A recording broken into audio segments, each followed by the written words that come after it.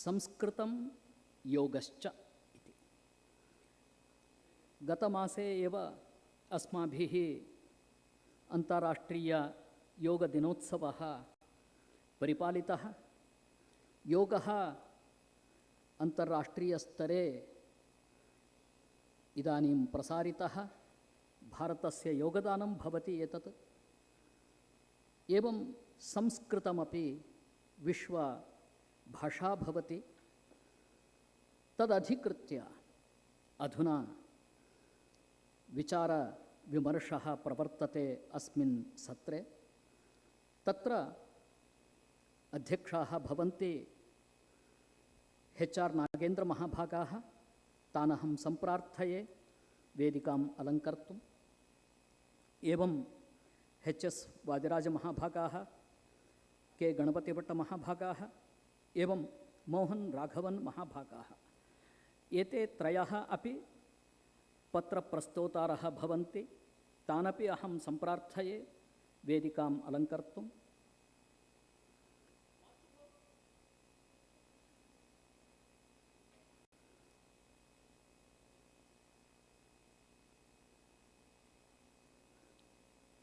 करताडनेन वयं सर्वेपि स्वागतं व्याहरामः।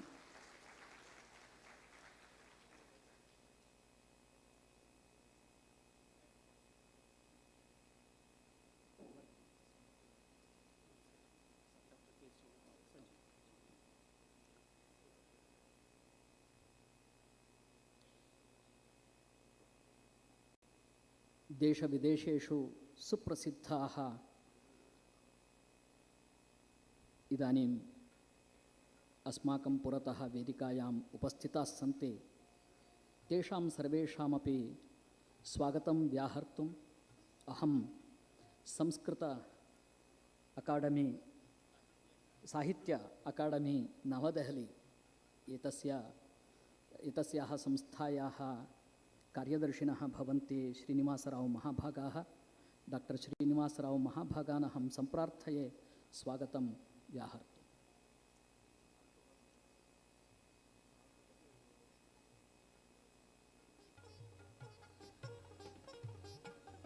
आदौ HR नागेन्द्रमहाभागाः,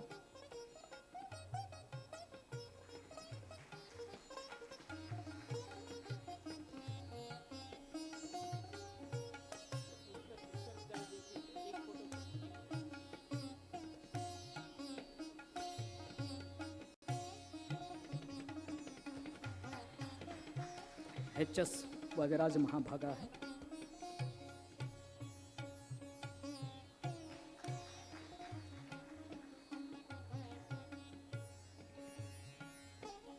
आचार्याः के गणपतिभट्ट महाभागाः,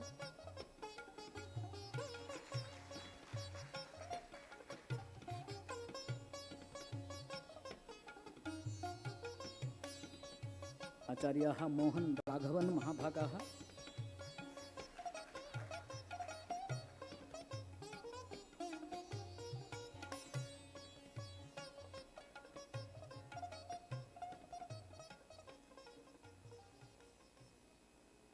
अधुना अध्यक्षाणाम् अनुमत्या कार्यक्रमं वयम् अग्रे सारयामः।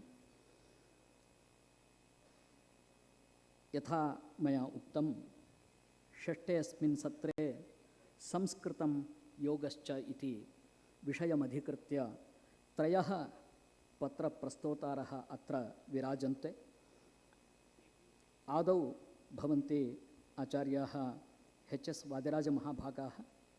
योगस्य अध्ययने साधने च संस्कृतस्य भूमिका इति विषयम् अधिकृत्य ते स्वीयं पत्रं प्रस्तुवन्ति। तानहं सम्प्रार्थये कृपया आगत्य स्वकीयं पत्रं प्रस्तुवन्तु।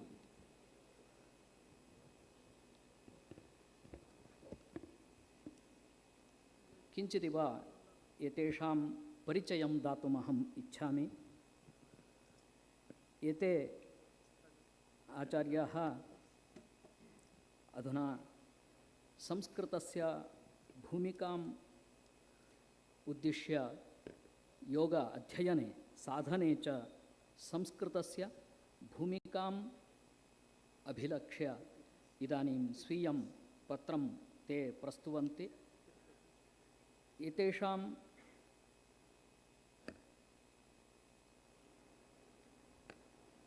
विषये किञ्चिदिव अहम् अत्र प्रस्तोतुमिच्छामि। एते योगविषये स्वीय PhD उपाधिं ते प्राप्तवन्तः। योगा फ्रॉम स्वामी विवेकानंद योग अनुसंधान संस्थान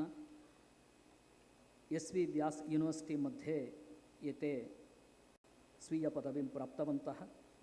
एवं अधुना एते योगा तथा प्रकृतिचिकित्सा, योगः तथा प्रकृतिचिकित्सा, तत्र संस्था भवति central council for research in yoga naturopathy इत्यस्यां संस्थायाम् एते department of health and family welfare government of India New Delhi इत्यत्र कार्ये निरताः सन्ति।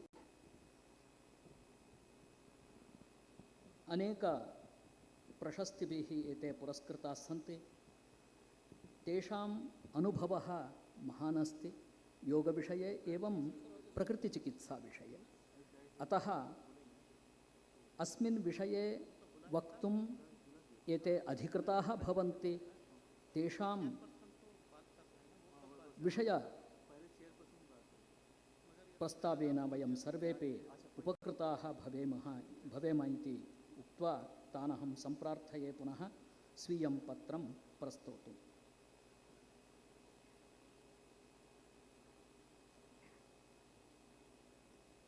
Good afternoon to one and all. Thanks for inviting me to share my thoughts on the topic, role of Sanskrit in the theory and practice of yoga. So, respected chairman of this session and the dignitaries on the dais and the stalwarts present here. So though I am not a scholar of Sanskrit, but I am into a yoga therapy and a yoga research. So not into the yoga philosophy also. But there is a unique thing in Vyasa University when we were doing PhD, and that's the custom even today. Whenever we take up a scientific subject for our research, at the same time we are also supposed to do a literary research related to the scientific research. For example, my study was on breast cancer patients who are undergoing radiation therapy by using a special technique called mind sound resonance technique, a meditation practice where there is a chanting of Mahamrutyunjaya mantra to get the patients out of the fear of death. So I was also supposed to do one literary research related to my scientific topic. So that where came the question what to take, and then the mantra, as the mantra chanting was one of the tools used in the intervention. So I was asked to take up the compilation of mantra according to the traditional text. That's where we went into a trouble, because we are not trained in the Sanskrit, we are not well versed with the Sanskrit, but now we have to go and search the term mantra where and all it is mentioned in the ancient classical text. So that's where we understood that yes, the Sanskrit knowledge is very, very essential. So with that, I would like to start my topic. I'll just give briefly why and how this Sanskrit knowledge is essential in learning of yoga practice. We all know that yoga is very ancient Indian practice. It's both a philosophy as well as a culture, and now it has moved to the science also.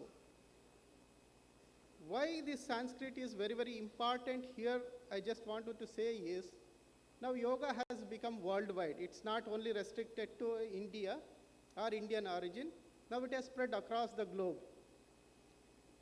And when it goes to the Western, they consider only some component of yoga as yoga.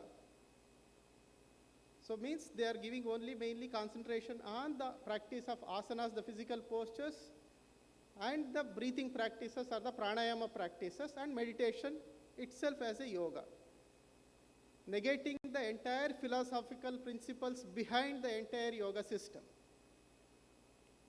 So that's where now if he doesn't pitch in and if he doesn't give a proper Sanskrit meaning of this yoga and these yogic philosophical thoughts, the yoga will be restricted to a physical component as explained by Westerners, and once it comes from the West, we have to follow the same thing.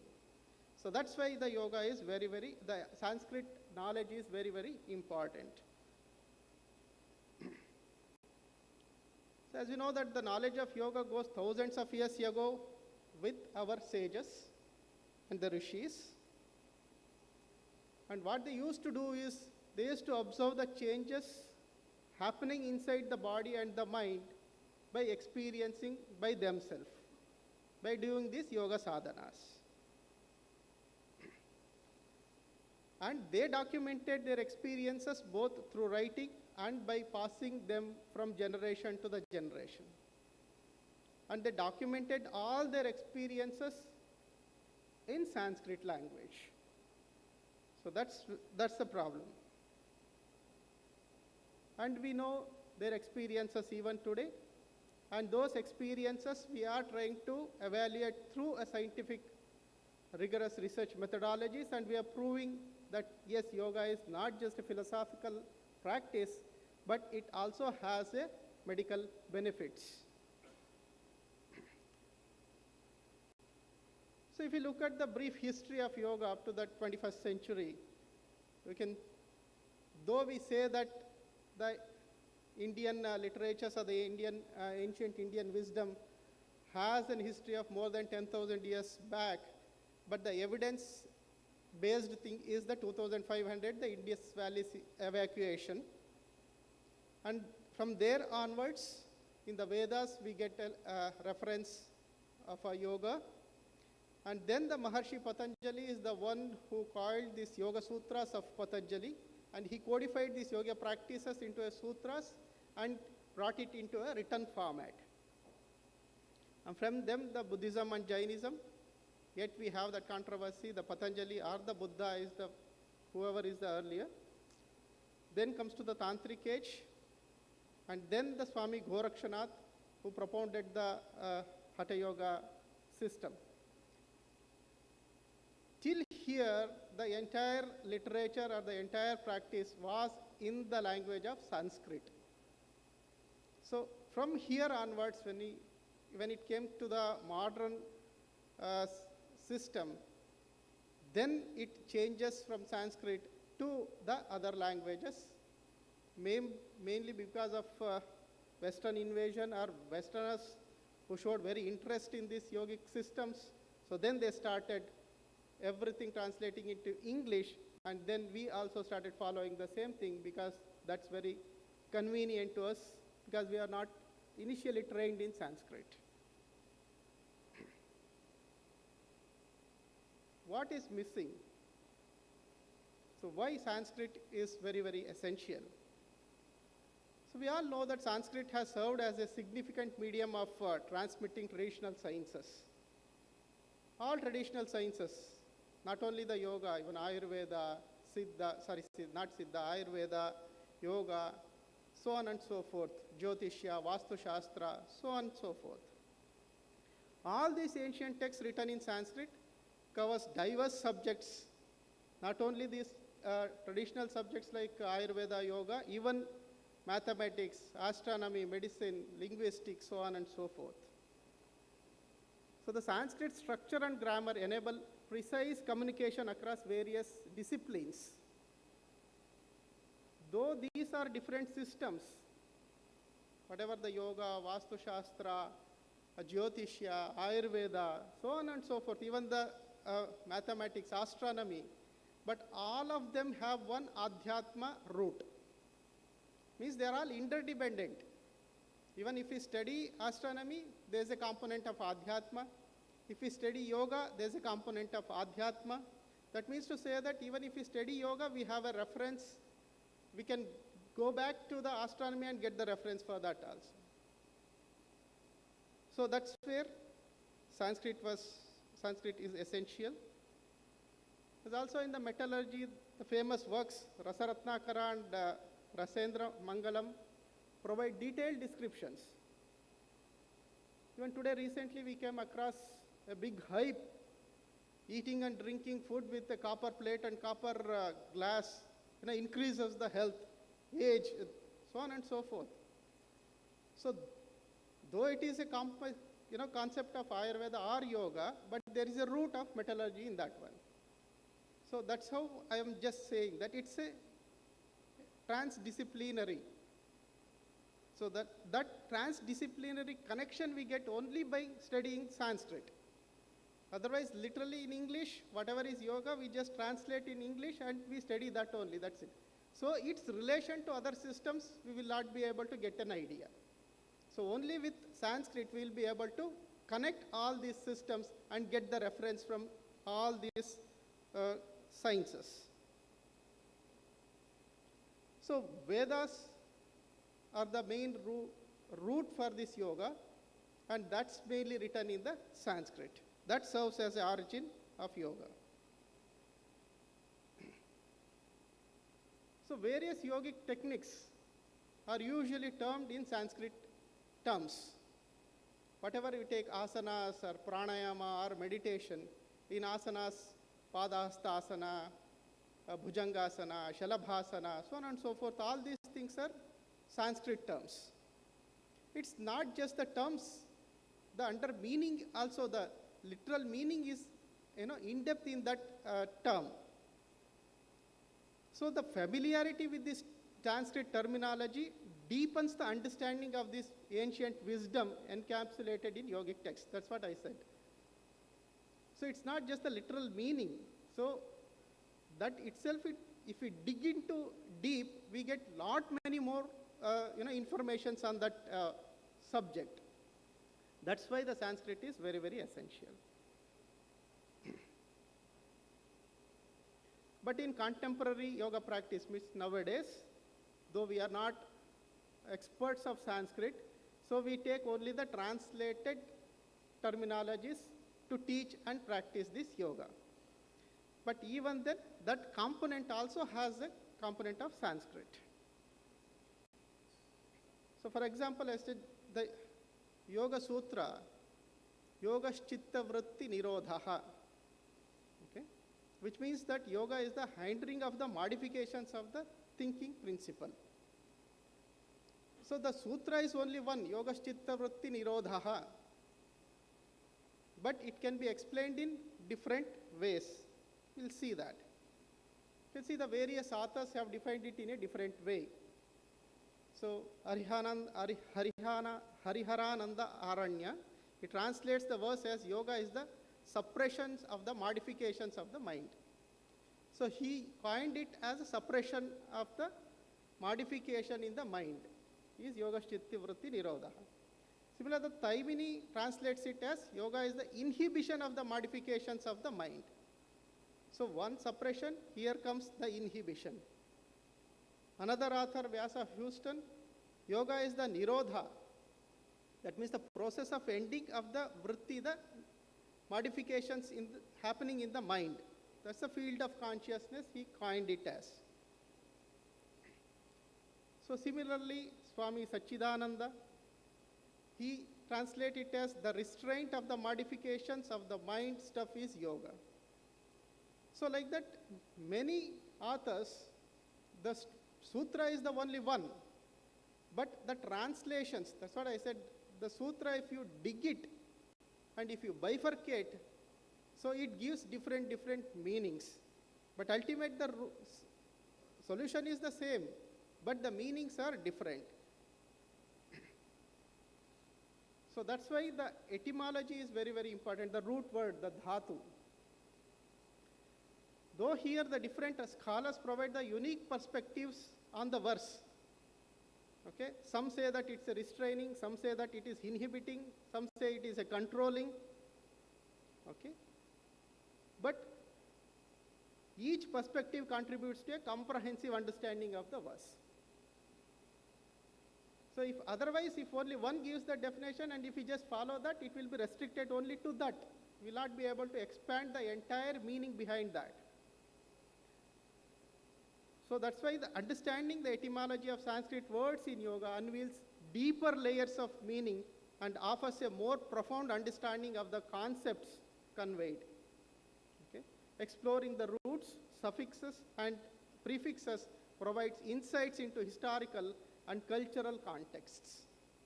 Okay? It's not only the philosophical, and then we can relate it to the cultural linking, and that's how we can expand the definitions or the understandings. Even etymology expands one's vocabulary and reveals connections and patterns among words. Okay? So, because of that only we can connect one word to the other word, and even one sentence to the other sentence, and we can go more deep into that. This deepens the grasp of the language, enabling practitioners to navigate and explore the rich tapestry of meaning woven into yogic texts. Means, how much ever we dig it, we can get out the layers of that word's meaning, and we can expand its meanings.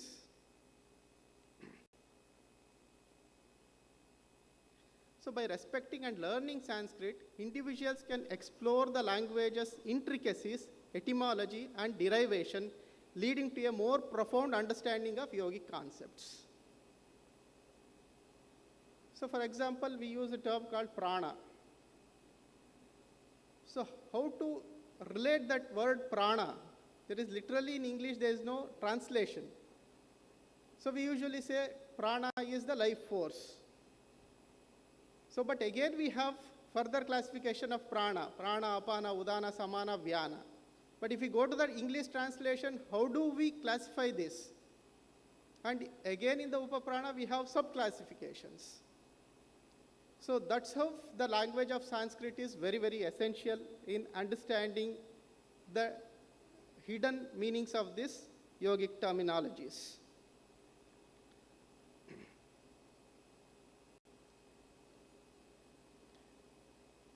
So with this, we started collaborating with Sanskrit scholars, and then we prepared some self-educational materials. That's what we expect from the Sanskrit experts to help us in digging out all these things and give a standard translation or the commentaries on the texts of yoga which is written in the Sanskrit language. We have developed the two models, Yoga Sutras of Patanjali and Hatha Yoga Pradipika. It's not just the digging of the meaning, because even in the pronunciation also makes a very, very important role.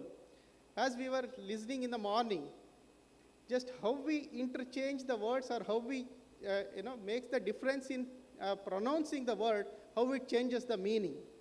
So that's how the pronunciation also plays an important role. So in these two models, it is a recitation learning mode. It is means the sloka comes in Sanskrit, then it's translation in English, and how to pronounce it. With first the guru will pronounce it, we have to listen, and then we have to practice that, and then both of them together practice. So this is how we have developed these models, so that the exact pronunciation and the exact Guru Parampara practice retains the same.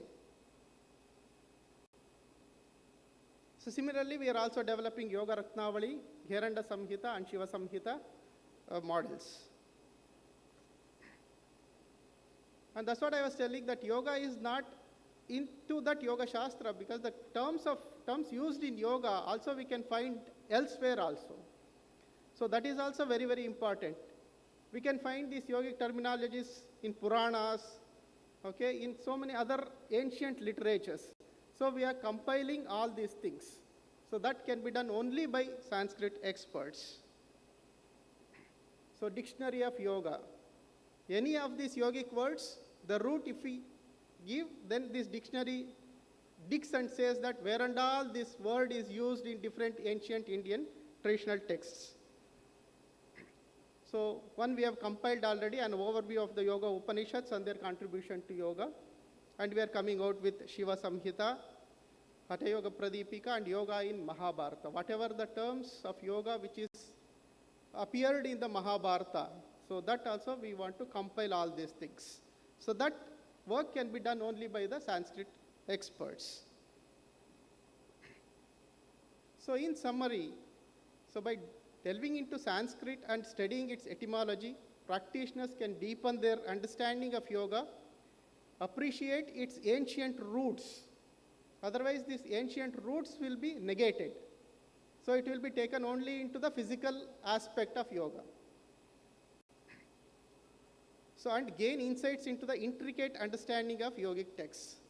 So this understanding enhances the overall engagement with yoga, enabling a more authentic and transformative experiences. Thank you very much. This is what I just wanted to convey.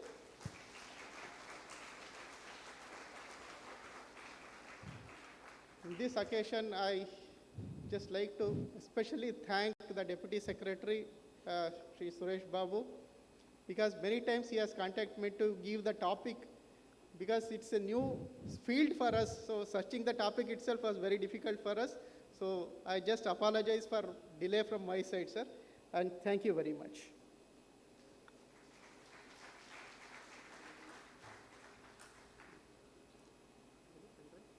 आचार्याः एच.एस्. वादिराजमहाभागाः एतावत्पर्यन्तं संस्कृतभाषायाः भूमिकाम् अधिकृत्य योगस्य अध्ययने अथवा अभ्यासे वा संस्कृतस्य भूमिकाम् अधिकृत्य तैः पत्रं प्रस्तुतमस्ति। अस्य सारः अयमेव भवति, संस्कृतस्य अयं विशेषः भवति, एकः शब्दः अनेके अर्थाः, एकः शब्दः अर्थास्तु अनेके भवन्ति, सन्दर्भवशात् अर्थग्रहणं कर्तव्यं भवति, यतोहि योगशब्दस्यैव अनेके अर्थाः भवन्ति। तैः अनेके शब्दाः अत्र प्रयुक्ताः, योगः इति, वास्तु इति, ज्योतिषमिति अनेके शब्दाः, तेषां शब्दानाम् अन्यभाषासु भाषान्तरीकरणं तुष्यकमेव, कर्तुमेव न शक्यते। अतः संस्कृतस्य अध्ययनम् आधुनिकविज्ञाने वा भवतु प्राचीनविज्ञाने वा भवतु, संस्कृतशब्दानां प्रयोगे तावत् संस्कृतस्य अध्ययनम् अत्यन्तम् आवश्यकं भवति इति तेषाम् अभिप्रायः। अधुना अनन्तरं पत्रं प्रस्तुवन्ति अस्माकं राष्ट्रीयसंस्कृतविश्वविद्यालयस्य आचार्याः भवन्ति के गणपतिभट्टमहाभागाः। ते तु योगः तथा श्रीकृष्णेन भगवद्गीतायां कथितः योगः इति, यतोहि भगवद्गीतायां योगमधिकृत्य बहुविस्तरेण श्रीकृष्णेन उपदिष्टमस्ति, तत्तु निर्विघ्नरूपेण उपदेष्टव्यं चेत् गणपतिभट्टाः एव समर्थाः। ते अद्वैतवेदान्ते अत्यन्तम् एवं न्याये च अत्यन्तं निष्णाताः भवन्ति, अनेकभाषासु ते निष्णाताः भवन्ति। तादृशाः अस्माकं गणपतिभट्टमहाभागाः इदानीं स्वीयं पत्रं प्रस्तुवन्तु इति अहं प्रार्थयामि।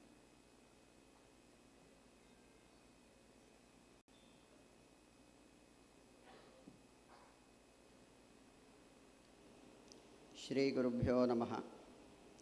आचार्यः कामकोटीशः गोडाश्रीवंशजो गुरुः, तयोः संस्मरणादेव जन्म मे सफलं ध्रुवं। चन्द्रशेखरयतेः पाद पद्मयोः स्मरणं सदा सर्वदा सर्वशिष्याणां कुर्यात् पापविनाशनम्। अधिमन्त्यं विराजमानाः अस्य सत्रस्य अध्यक्षाः नागेन्द्रमहाभागाः, एवमेव पत्रसमर्पणाय समागताः वादिराजप्रभृतयः, वेदिकायाः वितर्द्याश्च पुरतः दृश्यमानाः पंडितवरेण्याः श्रोतुं समागताः शिष्याः वार्ताहराश्च सर्वेभ्यः मदीयाः प्रणामाः। संस्कृत समुन्मेष इति विशिष्टे कार्यक्रमेऽस्मिन् यदिदं सत्रं वर्तते योगविषयकं तत्र भागग्रहणे ममापि योगः लब्धः इति कृत्वा अहं सन्तोषम् अनुभवामि। यतोहि महानुभावसंसर्गः कस्य नोन्नतिकारकः इति सुभाषितं वदति। अतः महानुभावानां एतेषां सर्वेषां संसर्गः सम्बन्धः सुयोगः मम गुरूणाम् एवं परमाचार्याणाम् अनुग्रहेण प्राप्त इति अहं सुतराम् आनन्दम् अनुभवामि। योगशब्दार्थः योगशब्दः। अहं संस्कृतेनैव मदीयं पत्रं समर्पयामि यतोहि संस्कृतसमुन्मेषः। अतः अहं मम पत्रं संस्कृते एव समर्पयितुम् इच्छामि। वस्तुतश्चिन्त्यमाने अधुना योगः इत्युक्ते सर्वे आसनं जानन्ति, आसनं प्रदर्शयन्ति, तत्रैव रूढः सञ्जातः योगशब्दः। भवन्तः योगं जानन्ति वा इति पृष्टे सति आसनं प्रदर्शयन्ति, आसनद्वारा एव योगशब्दार्थः अस्माभिः अधुनातनकाले दृश्यमानः वर्तते। परन्तु योगशब्दस्य प्रयोगः योगशब्दार्थश्च भगवद्गीतायां श्रीकृष्णेन उक्तः विभिन्नेषु सन्दर्भेषु विविधश्लोकेषु विभिन्न अर्थतां भजते इति निवेदयितुम् अहम् इच्छामि। यतोहि भगवद्गीतायां भाष्ये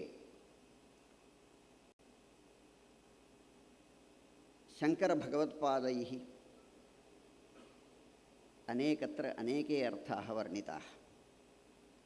प्रथमतया योगशब्दार्थः ज्ञातव्यश्चेत् योगशब्दः कस्मिन् कस्मिन् अध्याये कथं वा प्रयुक्तः, कतिवारं वा प्रयुक्तः इति प्रथमतः ज्ञातव्यं। संगतिः का तत्र, एवञ्च तां संगतिम् अनुसृत्य तत्र भगवत्पादैः अर्थः वर्णितः। वसुधैव कुटुम्बकं जगद्गुरोः श्रीकृष्णस्य वचनस्य भाष्यरचनावसरे योगस्थ कुरुकर्माणि संगं त्यक्त्वा धनञ्जय इति एकत्र,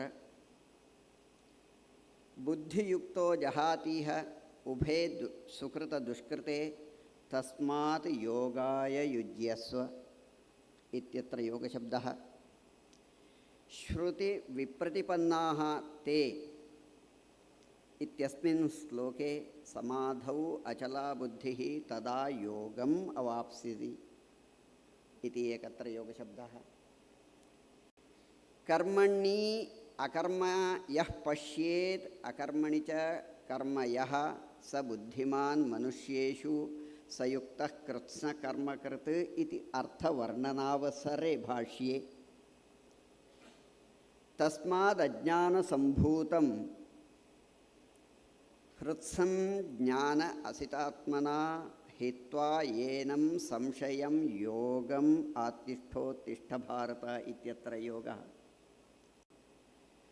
संन्यासः कर्मयोगश्च निःश्रेयसकरौ उभौ इत्यस्मिन् श्लोके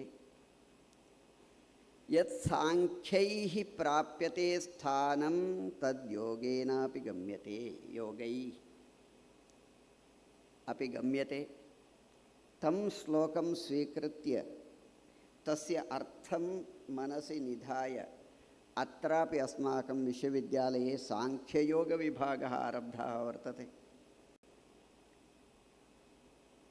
यं संन्यासमिति प्राहुः योगं तं विद्धि सेवया विद्धि पाण्डव इत्यत्र ज्ञानविज्ञानतृप्तात्मा कूटस्थो विजितेन्द्रियः युक्त इत्युच्यते योगी समलोष्टाश्मकाञ्चन इत्यत्र योगशब्दः। यदा दीपः निवातस्थः इत्यस्मिन् योगिनः यतचित्तस्य तत्रापि तं विद्या दुःखसंयोगवियोगयोगसंज्ञितं स निश्चयेन इत्यादिषु श्लोकेषु आत्मौपमन्येन सर्वत्र समं पश्यति योऽर्जुन, सुखं वा यदि वा दुःखं स योगी परमो मतः इत्यत्र अभ्यासयोगयुक्तेन इत्यस्मिन् श्लोके अथ चित्तं समाधातुम् अभ्यासयोगेन ततो माम् इच्छ अप्तुं धनञ्जय इत्येषेषु श्लोकेषु योगशब्दः प्रयुक्तः भगवद्गीतायां। कुत्र कुत्र तत्र अर्थभेदः वर्णितः, यतोहि भगवद्गीतायाः भाष्यं भगवत्पादैः यल्लिखितं तत्र योगस्थः कुरु कर्माणि इत्यस्मिन् श्लोके योगस्थः सन् कुरु कर्माणि केवलम् ईश्वरार्थं तत्रापि ईश्वरो मे तुष्यतु इति संगं त्यक्त्वा अस्माभिः वेदोक्तं कर्म अनुष्ठीयते, यत् कर्म अस्माकं विहितं वर्तते तस्य कर्मणः अनुष्ठाने फलम् अस्माभिः प्राप्यते एव। फलम् अनुद्दिश्य कोऽपि कर्मानुष्ठानं न करोति। इदं मे भूयात् इदं मे भूयात् वेदोऽपि वदति। स्वर्गः प्राप्तव्यश्चेत् यागः अनुष्ठेयो भवति। वेद एव अस्मान् उपदिशति, परन्तु वेदान्तिनः वदन्ति केवलम् ईश्वरार्पणबुद्ध्या एव कर्माणि अनुष्ठेयानि भवन्ति, तस्मात् योगस्थः सन् भवान् केवलम् ईश्वरार्थम् ईश्वरार्पणबुद्ध्या एव कर्म अनुष्ठेयं भवति इति तत्र भाष्ये वर्णितम्। तत्रैव भाष्ये फलतृष्णाशून्येन क्रियमाणे कर्मणि सत्त्वशुद्धिदा ज्ञानप्राप्तिलक्षणा सिद्धिः तत् विपर्ययजा असिद्धिः तयोः सिद्ध्यसिद्ध्ययोः अपि समः तुल्यो भूत्वा कर्म कुरु।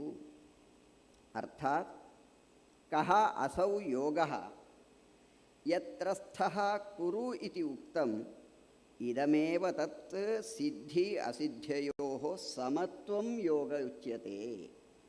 एवञ्च तत्र भाष्यवर्णनावसरे योगशब्दार्थः अयमेव समो भूत्वा कार्यं कर्तव्यं तादृशं समत्वमेव योगः इति कथितम्। एवञ्च तत्र आसनादीनां प्रस्तावः नास्ति, यतोहि भगवद्गीतायाः अर्थवर्णनम् अद्वैतपरकं वर्तते। तादृश अद्वैततत्त्वप्रतिपादनार्थं योगशब्दार्थोपि एवमेव वक्तव्यो भवति। एवमेव बुद्धियुक्तो जहातीह उभे सुकृतदुष्कृते तस्माद् योगाय युज्यस्व योगः कर्मसु कौशलम्। अस्मिन्नपि श्लोके भगवत्पादैः योगो नाम कर्मसु कौशलम् इत्यर्थः वर्णितः। बुद्धियुक्तः कः बुद्धियुक्तः इति आक्षेपे समत्वविषयया बुद्धिया युक्तः बुद्धियुक्तः। एवञ्च पूर्वस्मिन् श्लोके यत् समत्वं भगवता प्रतिपादितं तादृश समत्वबुद्धिया यः सुकृतदुष्कृते नाम पुण्यपापे परित्यजति जहाति परित्यजति पुण्यपापे सत्वबुद्धिज्ञानप्राप्तिद्वारेण तस्मात् समत्वबुद्धियोगाय युज्यस्व घटस्व। यतो हि योगः कर्मसु कौशलं भवति। वर्तमानस्य स्वधर्म आख्यस्य यः धर्मः अस्माकं वेदद्वारा विहितः वर्तते तादृश स्वधर्माख्येषु कर्मसु वर्तमानस्य या सिद्धि असिद्ध्योः समत्वबुद्धिः ईश्वरार्पितचेतः तया तत्कौशलं नाम कुशलभावः तद्धि कौशलं बन्धस्वभावानि अपि कर्माणि समत्वबुद्धया स्वभावात् निवर्तन्ते। अर्थात् अस्माभिः यानि कर्माणि अनुष्ठीयन्ते तत्फलद्वारा वयं बद्धाः भवामः। यदि बद्धाः भवामः तदा अस्माभिः मोक्षः प्राप्तुं नैव शक्यते। बन्धात् मोक्षः अपेक्षितः। तन्निमित्तकारणीभूतं यत् तत् कर्मणः बन्धनिवारणार्थम् अपेक्षितसत्त्वशुद्धिर्वा तस्मिन् घटस्व।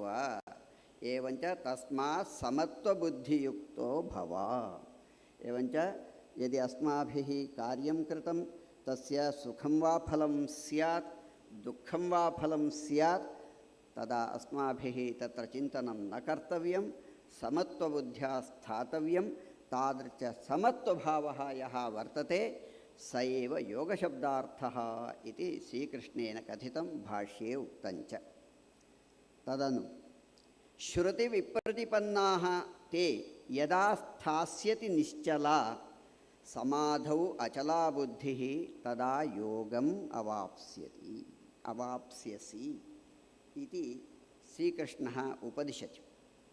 श्रुतिविप्रतिपन्नाः नाम अनेक साध्य साधन संबंध प्रकाशन श्रुतिभिः श्रवणैः विप्रतिपन्नाः नाना प्रतिपन्नाः श्रुति विप्रतिपन्नाः विक्षिप्ता सति ते तव बुद्धिः यदा यस्मिन् काले स्थास्यति स्थिरीभूता भविष्यति निश्चला च भविष्यति विक्षेप चलनवर्जिता सति समाधौ समाधीयते चित्तं तव तस्मिन् इति समाधिः आत्मा तस्मिन् आत्मनि अचला तत्रापि विकल्पवर्जिता इति एतत् बुद्धिः अंतःकरणं तदा तस्मिन् काले योगम् अवाप्स्यसि विवेकप्रज्ञां समाधिं प्राप्स्यसि इति भगवत्पादानां वचनं। श्रुतिविप्रतिपन्नाः विप्रतिपत्तिर्नाम संशयः। श्रुत्यर्थ श्रवणे अथवा श्रुतीनां श्रवणे अनेकविध श्रुतयः भवन्ति। श्रुतीनाम् अर्थ अवगमन संदर्भे अथवा अनुष्ठान संदर्भे वा विविधानि फलानि भवन्ति। तादृश फल प्राप्त्यर्थं यः अस्माकं प्रयत्नः वर्तते सोपि श्रुत्या एव अस्माभिः प्राप्तः वर्तते। अस्माकं मनः तादृशं फलम् अनुसृत्य सर्वत्र प्रसरति। मनः प्रसरति इत्युक्ते अस्माकं चित्तवृत्तिः तत्र गच्छति इत्यर्थः। एवञ्च विषयेषु अस्माकं चित्तस्य वृत्तिर्हि गच्छति। वेदान्तिनः वदन्ति अस्माकम् अन्तःकरणं तैजसं विषयं प्रति गच्छति, विषयाकारेण परिणमते, तद्वारा अस्माभिः विषयस्य प्रत्यक्षं क्रियते इति वेदान्तिनां तत्त्वं। तथा च ये ये विषयाः लाभादयः पुण्यादयः भवन्ति तेषु अस्माकं चित्तं सुलभतया गच्छति। तादृशवृत्तीनाम् अनेकत्वात् तत्र अस्माकं वृत्तिर्न गच्छतु, एकत्रैव समाधौ भवतु, तेन च अस्माकम् अन्तःकरणं शुद्धं भवति। शुद्धे अन्तःकरणे बिम्बस्य ईश्वरस्य साक्षात्कारः भवितुम् अर्हति। यदि चित्तविक्षेपः भवति तदा अस्माकम् अन्तःकरणं शुद्धं न भवति, निर्मलं न भवति। निर्मलं न भवति चेत् अन्तःकरणे वृत्तिद्वारा अथवा अन्तिमवृत्तिद्वारा वा साक्षात्कारः भवितुं नार्हति। तस्मात् तस्मिन् काले त्वं योगम् अवाप्स्यसि, विवेकप्रज्ञां समाधिं प्राप्स्यति। तावत् तत्र योगशब्दार्थः विवेकप्रज्ञा इत्यर्थेन वर्णितः। महान् विचारः अन्यत्र कर्मणि अकर्मयः पश्येत् अकर्मणि च कर्मयः स बुद्धिमान् मनुष्येषु सयुक्तः कृत्स्नकर्मकृत् इत्युक्त्वा तदनु तस्मादज्ञानसम्भूतं हृस्थं ज्ञान असिना आत्मनः छित्त्वा येनं संशयं योगम् आत्तिष्ठोत्तिष्ठ भारत। पूर्वं यदुक्तं तत्सर्वमपि अज्ञानसम्भूतं मायया जातं। तस्मात् माया अनादिकालतः जायमाना वर्तते। षडस्माकम् अनादयः इति वेदान्तिनः वदन्ति। तत्र माया प्रसिद्धा अनादिभूता, परन्तु तस्याः मायायाः खण्डनं कर्तव्यं चेत् तादृशमेव यत् बलवत् साधनं स्यात्। तादृशबलवत् साधनेन विना अनादिकालतः सम्पन्ना इयं माया खण्डयितुं न शक्यते इति कृत्वा तद्विरुद्धं किञ्चित् पदार्थम् अन्विषति। स एव पदार्थः ज्ञानपदार्थः असिस्थाने स्थितः। तस्माद् अज्ञानसम्भूतं हृस्थम्। अस्माकं सर्वेषां मनसि विद्यमानं यदज्ञातं, मनः अपि अज्ञानस्यैव कार्यं भवति। तस्मात् मनसि विद्यमानं तत् ज्ञानासिना निवर्तते चेत्, खण्डयितुं शक्यते चेत्, तदा छित्त्वा येनं संशयं योगम् आत्तिष्ठोत्तिष्ठ भारत इत्यत्र संशयः इत्युक्ते आत्मविषयकः संशयः इति भगवद्गीतायां भाष्ये प्रतिपादितं। तस्मात् पापिष्ठं तेषां शब्दप्रयोगं पश्यतु। इयं माया वा भवतु, अज्ञानसम्भूतं कार्यं वा भवतु, तत्सर्वं पापिष्ठम् अज्ञानात् अविवेकात् जातम्।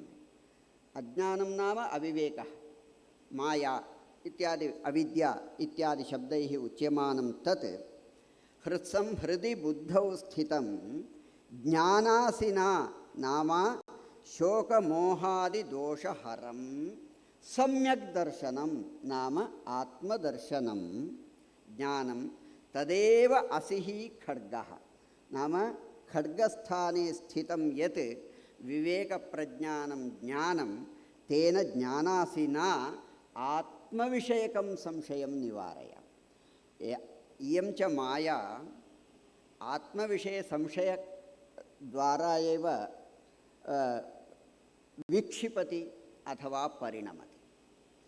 आत्मनः आवृता इयं माया, तस्याः मायायाः शक्तिद्वयं परिणामात्मिका शक्तिः विवर्तात्मिका, तद्वयमपि तादृशशक्तिद्वयं महती शक्तिः सा, तां शक्तिं निवारयितुं ज्ञानात्मकमेव एकम् आयुधं पर्याप्तं भवति। तस्मात् तादृशसंशयनिवारणार्थं यतस्व यतो हि अयञ्च संशयः परेषां संशयः न अस्माकमेव संशयः अस्मासु विद्यमानः संशयः अस्माभिरेव परिहर्तव्यो भवति परेषां विद्यमानः संशयः परैः अपहर्तव्यो भवति निवारणीयो भवति तस्मात् आत्मा तु अयमात्मा ब्रह्म इत्युक्तरीत्या अयम् अस्माकमेव आत्मविषयकः संशयः परेण छेत्तुं नैव शक्यते येन स्वस्य इति विशेषणं दत्तम् आत्मविषयकसंशय इति सूचना अपि छित्त्वा येनं संशयं स्वविनाशहेतुभूतं योगं नाम तत्र सम्यक् दर्शन उपाय कर्मानुष्ठानम् इत्यर्थः वर्णितः एवञ्च अत्र योगशब्दार्थः सम्यक् दर्शन उपाय कर्मानुष्ठानम् एवञ्च कर्मानुष्ठाने सति चित्तशुद्धिर्जायते परम्परया मोक्षं प्रति कारणं भवति इत्यतः हेतोः अत्र सम्यक् दर्शन उपाय कर्मानुष्ठानम् इत्यर्थः योगशब्दार्थः प्रतिपादितः श्रीकृष्णेन सन्न्यासः कर्मयोगश्च निःश्रेयसकरौ उभौ तयोस्तु कर्मसन्न्यासात् कर्मयोगः विशिष्यते इति अपरश्लोकः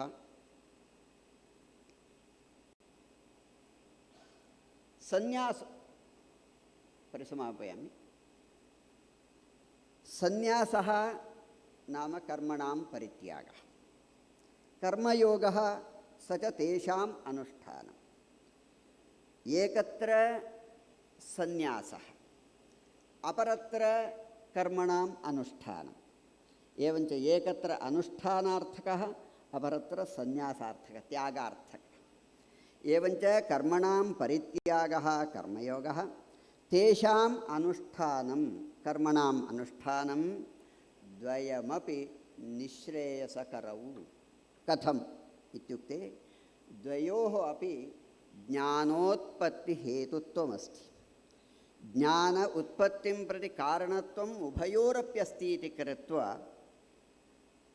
द्वाभ्यामपि तत्र योगत्वं युज्यते तत्रापि कर्मयोगः विशिष्यते इति स्तौति भगवान् कुतः इत्युक्ते सन्न्यासकर्मयोगयोर्मध्ये वस्तुतः भिन्नपुरुषानुष्ठानत्वमस्ति एकः सन्न्यसति अपरः अनुष्ठानं करोति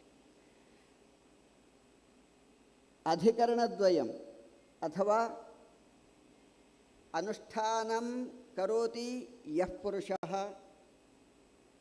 अपरोपि तर्हि भिन्नपुरुषानुष्ठानत्वात् विरुद्धयोः फले सति फलं तु विरुद्धमेव भवितव्यं तत् कथं समत्वं कथं वा सः भगवान् अर्थं वर्णयति इत्युक्ते सांख्ययोगौ पृथक् बालाः प्रवदन्ति न पंडिताः एकमप्यास्थितः सम्यक् उभयोर्विन्दते फलम् अर्थात् पंडिताः एकमेव फलम् अविरुद्धं वाञ्छन्ति इदन्तु भगवत्पादानां भाष्यं कथं नाम एकमपि सांख्ययोगयोः सम्यक् आस्थितः सम्यक् अनुष्ठितवान् उभयोः फलं विन्दते उभयोः तदेव निःश्रेयसं फलम् अतः न फले विरोधः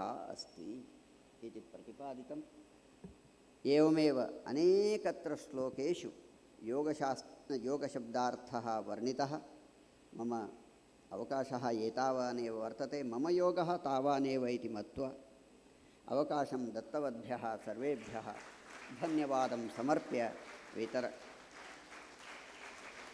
विरमामि विस्तरात् नमांसि।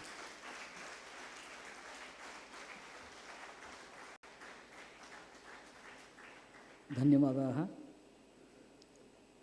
कश्चित् वेदान्ते योगशब्दं कथं व्याख्याति कश्चन पातञ्जलयोगनिष्णातः योगशब्दं कथं व्याख्याति एवमेव ज्योतिष्कः भवति चेत् योगशब्दम् अन्यथा व्याख्याति एवं योगशब्दः विभिन्नदृष्ट्या व्याख्यातुं शक्यः इति अस्माभिः इदानीम् अवगतम्।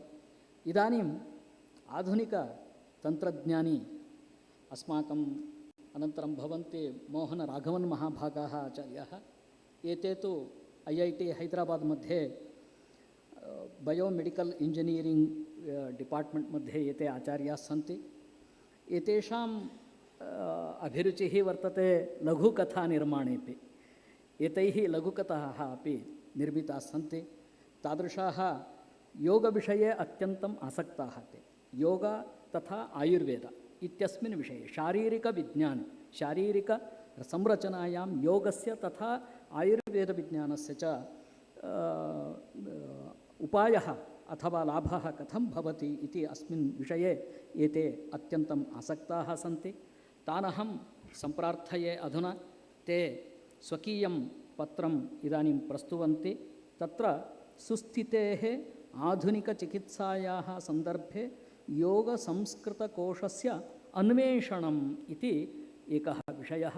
अमुं विषयम् आश्रित्य एते मोहन राघवन् महाभागाः आचार्याः ते स्वीयं पत्रं प्रस्तुवन्तु इति अहं प्रार्थयामि।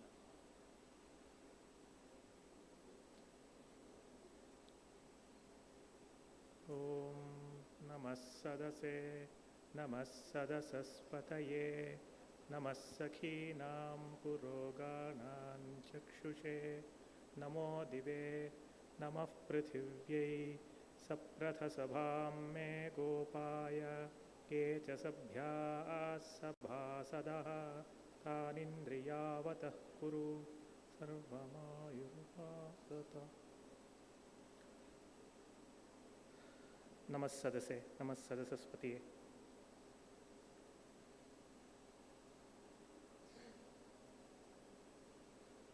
My pranams to Adhyaksh Mahoday and all the other dignitaries and great acharyas present here. The title of my presentation today will be on a few terms of the Yoga Shastra, very well known terms of the Yoga Shastra, something that we have all been listening to, hearing about, we have learned them all. But I'm just going to call attention to some of these terms in the context of certain results and certain new discoveries that have happened in the area of psychology, neuroscience, cognitive science, etc. And then the idea here is to show how deep and insightful the Yoga Shastra was in these matters, and also to project certain differences between the same subject and the same results which have been arrived at both by our rishis and the Yoga Shastrajñas on one side and the modern researchers. The important aspect that I'm going to be talking about today are largely the major health challenges that exist today, and these are largely around the mental wellness, which are all very well known: anxiety, there is depression, addiction, and certain lifestyle related conditions such as obesity, substance abuse, and all of these. So these are primarily some of the most important challenges faced by the healthcare sector, and these are the ones that are the top targets today for identifying cures, solutions, management, etc. And very interestingly, these are also the areas where I very often get requests to work with multiple players, both from a medical science perspective and also from a perspective of yoga and Ayurveda. I am fortunate enough to be involved with both departments in my institute. One is the Department of Biomedical Engineering, where I work on neuroscience and cognitive aspects, and also the Heritage Science and Technology, where I work on science and technology of yoga. So that was partly been the reason why I chose this subject, because this is the first thing that I very often get asked about. Oh, can you tell me something using yoga that we can apply to anxiety, depression, lifestyle disorders, and so on? And hence, when I start going ahead with this might be a little bit too small to read from a distance, but I will just read it out to you. So just to cut a long story short, one of the very important papers in this area, very well cited paper, talks about what are some of the factors that tell us in advance about how a child will grow up to, or how a person's behavior is going to be, whether somebody is susceptible to depression, anxiety, ADHD, schizophrenia, a variety of different mental conditions, and also about whether people obesity and all of these kind of issues. And this they have actually after a lot of research and a sequence of papers, etc., they have brought it down to something called executive functions, and they say these executive functions, if they are impaired, if people do not exhibit it well enough, then there is a very good chance that they will end up being, be very vulnerable to addictions and a lot of these mental disorders. So now what are these executive functions? So the executive functions are broadly thought to consist of three aspects. The first aspect is of inhibition, the ability to inhibit yourself and stop yourself. One of the classical ways in which people say is, if there is a kid and you put a chocolate in front of the kid and the kid says, I want it now. And now you say, no, you can have it, but 5 minutes later, so hold on. So for those 5 minutes, you have something that you really love in front of you, but you cannot take it. You have to wait until you pick it up. And now for these 5 minutes, you are holding yourself. There is restraint. And this is what is meant by inhibition in this case. Now, another aspect that comes under executive function is working memory. So what is working memory? Now, if I'm given, you ask me, can you please tell me your mobile number? And you reel out a 10-digit number, 95372434426, right? And now if you have to dial it in the intervening period, howsoever short it is, 10 seconds, 20 seconds, you have to take this number, keep it in your head, retain it, and not let it fade away while you enter it. So this is in a way working memory, where you have to hold certain things in memory. And why is it related to the previous concept we talked about? Because unless and until you can inhibit unnecessary thoughts, unless and until you can inhibit the ones that you don't want to, you cannot hold the useful things in memory. And hence working memory and inhibition go hand in hand. And when you are able to demonstrate both of these behaviors, you also have something called cognitive flexibility, which is to see the same thing from a completely different perspective. Correct? So what do you see in front of me? You see a person, and you also see a person wearing a shawl. Somebody sees a professor, somebody sees a speaker. You see the same thing in many, many, many different ways. So this is cognitive flexibility, and these are the three aspects that come under executive function. And now I'm going to talk about, so this is something that modern research has come to and said this is very important for staving off or keeping away mental conditions like depression, anxiety, etc.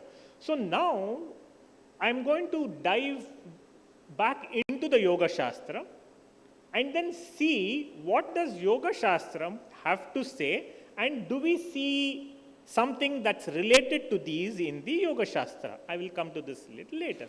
So as we all know, Yoga Shastra starts with the Yama and Niyama, which are the preparatory phases. Then come Asana, Pranayama and the Pratyahara. Then finally come the Dharana, Dhyana and Samadhi, technically known as Samyama. So what does Yama involve? Right? So here you talk of Ahimsa, Satyam, Asteyam, Brahmacharya and Aparigraha. So what are each of these? If you look at it, what is Ahimsa? Is not to indulge in something that is called Himsa. Right? Sarvata, Sarvada, Sarvabhutanam, Anabhidroha. And that is Ahimsa. Now why would you want to do this? Let us say I am angry against somebody. The moment you are angry, your first and natural response to it is to cause some harm. Go hit him, throw something at him, do something to him, or maybe even shout at him. Right? This is natural. But to cut the flow of this natural anger and to stop it, restraint calls for inhibition. It calls for stopping something that very naturally proceeds from us. Our pravritti must be stopped. It should be, there calls for dhamma, there calls for indriya nigraha for us to be able to do this. So this is nothing but inhibition in a very, very specific context. It is an ekadesha of the inhibition that we have been talking about. And now when you look at Satyam, Okay, and what is Satyam? Yatharthe Vang Manase Yatha Artha. As the Artha is, hence follows my speech. The Vak and the Artha to be very true to each other, like Kalidasa says. So why is this something surprising to us? Because now we have the ability, we have the tendency to say what fetches us the best rewards. I am late to class, I am late to school, I walk in, the teacher asks me, hey, why are you late? Sir, traffic jam, sir. The reality could have been that I woke up late, but I want to avoid punishment, and hence to avoid punishment, I say whatever is convenient. Sir, traffic jam, sir. Right? But then, this is not yatha artha. The artha is not what this was. It's not the reality. But now, for me to be able to speak satyam, I need to restrain my natural urge, which tries to maximize my benefits or labha. And hence, satyam is actually an exercise in restraint. Similarly, if you look at asteyam, there is something that is very tempting that somebody else has. Hey, let me have it. Right? This is a natural flow of pravritti. And to stop this pravritti and say, no, asteyam, I don't want to take something that doesn't belong to me. And then, of course, brahmacharyam, very explicitly so, where you are talking of indriya nigraha, whatever the indriyas want to do, whatever they ask for explicitly, do not always give them what they want to have, but only give them what they are allowed to have. Right? So this is brahmacharyam, and similarly is aparigraham. So now, if you look at these, and then similarly niyamas also follow, but I will just stop with this in the interest of time. So when you look at yama and niyamas, what is actually being practiced is our ability to inhibit ourselves and not do something that should not be done. Correct? And now I am going to jump directly to dharana. What do we do with dharana? I will come back to asana, pratyahara, etc. later on. Okay? So what is dharana? Deshabandhas chittasya dharana. You bound, that is bandha, you bind the chitta to a particular desha. And the desha could be one of the parts of your body, or it could be an external object, like vitaraga vishayam va chittam. So you could choose for the purpose of your dharana some particular object, which could be your ishtamurti, it could be your mantra, a nada, but whatever it is, you want to hold it very steadily in your mind. And what does this call for? To be able to hold something in our minds, in the chitta. If you recall, there was something called working memory, where we hold something in our minds while for a particular period of time. And dharana quite literally says the same thing, that you hold it in your chitta. And what you hold in your chitta may be different here, but here the basic act remains the same. And then now you take it forward into dhyana. And when you look at dhyana, what do you say? Tatra pratyekatanata. Whatever was your object of dharana, that alone must stay and nothing else must be allowed to come in. There is another definition in another place which says taila dhara vadavichinna smriti santatihi dhyanam. So, like the taila dhara, a viscous fluid flowing, it doesn't move, it doesn't shake, it's almost as if it is still. You don't even see that something is falling, it almost looks like a pillar of oil. So, taila dhara vad avichinna smriti santatihi dhyanam. So, it is almost continuous, unbroken, there is no place, that is nirantaram. There is no antara between any two things. There is no way something else can come into this place, and that is pratyekatanata. And this is dhyanam, where you are taking working memory to a completely new height, where it is completely total and focused, and this finally leads to samadhi, tadevarthamatra nirbhasam, swarupa shunyamiva samadhi. And that is where the culmination of this whole process that leads to samadhi. Okay? Of course, these are in a different context, but I am just interpreting, or I am just not even interpreting, I am just calling forth the parallels between inhibition, working memory that we talked about there, and the standard well-known concepts of the Yoga Shastra here. So now, what the yoga actually tries to do is start with a regimen of restraint and inhibition, inhibit ones that you don't want to, later on dharana, hold something that you ought to hold in your chitta, and then make it complete with zero interference, and then you proceed to dhyana and samadhi.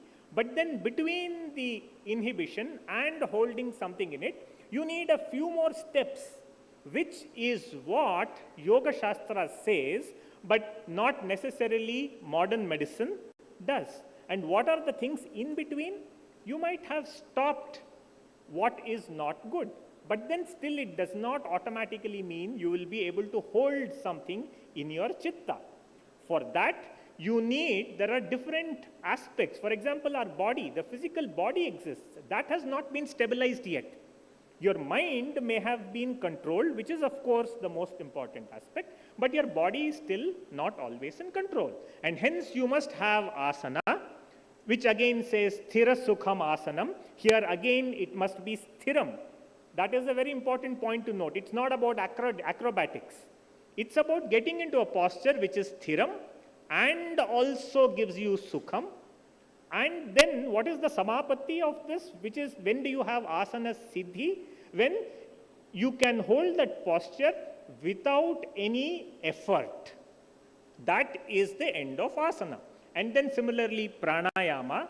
And then finally, if you start looking at pratyahara, what does pratyahara do? This is exactly what is the missing link between just inhibition and holding something in our minds. Now I could have inhibited some other aspects, but then now what happens is the normal flow always tends to go back outside. Vishayeshu vicharatam indriyanam balat aharanam. The indriyas always look for their objects outside, but then you have inhibited it now, which is what we practice so much with yama and niyama. My eyes want to see something beautiful. My ears want to hear something nice. My tongue wants to taste something. All of these panchendriyas are asking what they want. And in yama and niyama, we learned how to stop them to an extent. But stopping them doesn't mean you can turn them inside. But to turn them inside calls for explicit effort, which is what pratyahara does. Because it says, Vishayeshu vicharatam indriyanam balat aharanam. And then you take it back inwards. And that is when you become qualified to do dharana, which is holding your Ishtamurti or your mantra in your chitta. So, having said all of these, I would like to wind up with a quick few words about the comparison between these two aspects. So we have talked about modern medicine, which talks of inhibition, talks of working memory. We saw that in the Ashtanga Yoga, the same principles have been employed already. While you start with a regimen that allow you to inhibit yourself, you also have methods to hold things in your chitta, and you also have some additional steps. But the most important aspect to note here is the depth of what you are trying to do and what is the end goal. The end goal in modern medicine is largely about not having any disease, arogata. And not having any disease, and probably also being a little bit happy and quite okay and at ease. And that's about it. That's where things end. But when you look at Yoga Shastram, or for that matter, any of the Indic Shastram, what is the real big goal? It is the Anandam. It is the Sukha, it is the Parama Sukha, it is the Atma Sukha, and in very, very many different Shastras talk about it in very many different ways. But eventually all the Shastras, they will always start or end with either, abolishment of Dukkha, like Sankhya starts with Dukkha Trayabhighatat.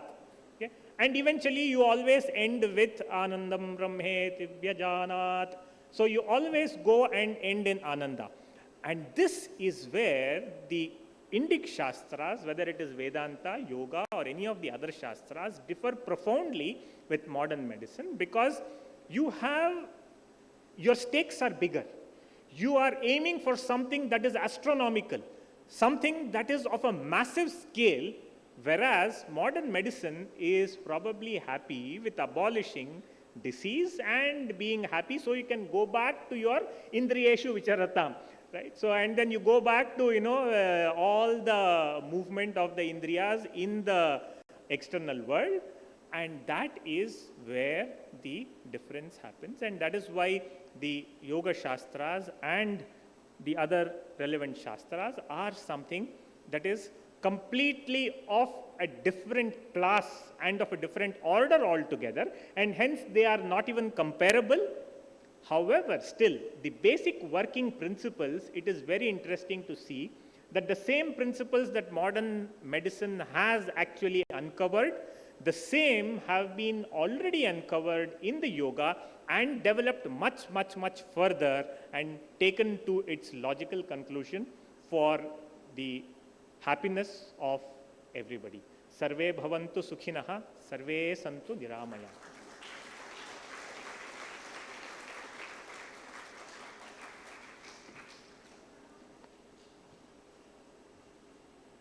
आधुनिक विज्ञानिभिः कथं वा तत्र व्याख्यानं क्रियते इति अधुना अस्माभिः श्रुतं। एतेषां पत्रस्य अयमेव अभिप्रायः, मन एव मनुष्याणां कारणं बन्धमोक्षयोः। बन्धः मोक्षः नाम प्रवृत्तिः निवृत्तिः। एकस्मिन् कार्ये प्रवृत्तिः, एकस्मात् कार्यात् निवृत्तिः कथं भवति, मनसः प्रवृत्तिः कीदृशी भवति इति सम्यक् तैः व्याख्यातम्।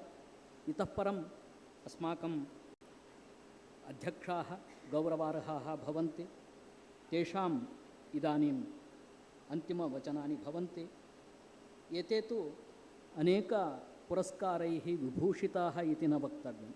एते अनेकपुरस्काराणाम् एते विभूषकाः भवन्ति। लोके तादृशाः केचन एव भवन्ति। पुरस्काराः विभूष्यन्ते कैश्चिदेव, तादृशाः एते भवन्ति। भारतसर्वकारेण पद्मश्री पुरस्कारेण पुरस्कृताः, एवं ग्लोबल पीस अवार्ड एतेन पुरस्कृताः, योगश्री इति, man of excellence and many excellence इति, योगगुरु इति, एते अनेक पुरस्कारैः विभूषिताः सन्ति। एतेषाम् अध्यापनवृत्तिस्तावत् अनेक संस्थासु आसीत्। IISc Bengaluru, university of British Columbia, NASA Marshall Space Flight Center इत्यादि संस्थासु एते अध्यापनवृत्तिं कृतवन्तः।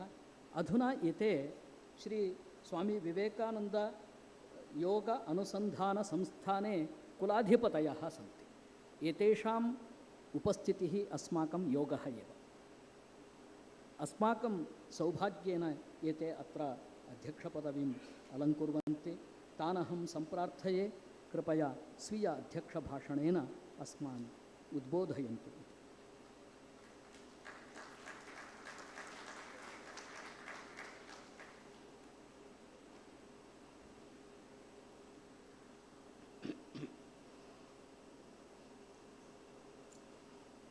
ओमित्येतदक्षरमिदं सर्वं तस्योपव्याख्यानं भूतं भवद्भविष्यदिति सर्वमोङ्कार एव।